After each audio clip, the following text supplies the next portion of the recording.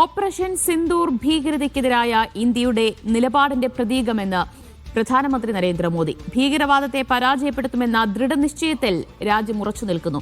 പഹൽഗാമിലെ ഭീകരാക്രമണത്തിന് സൈന്യം തക്കതായ മറുപടി നൽകിയെന്നും പ്രധാനമന്ത്രി പറഞ്ഞു. റഷീദ് വിവരങ്ങൾ നൽകും. റഷീദ്, ഓപ്പറേഷൻ സിന്ദൂർ ഒരു വർഷം തികയുമ്പോൾ എന്താണ് പ്രധാനമന്ത്രിയുടെ പ്രതികരണം?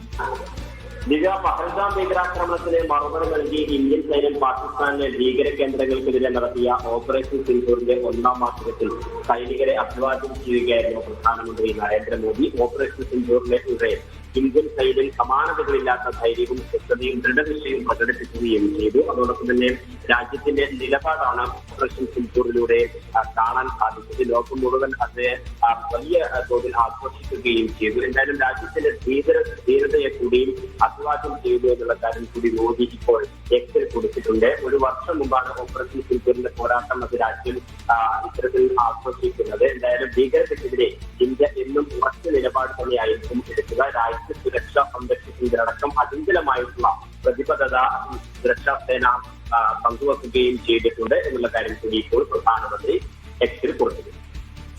ശരി, വിവരങ്ങളാണ് റഷീദ് ബിൻ മുഹമ്മദ് നൽകിയത്.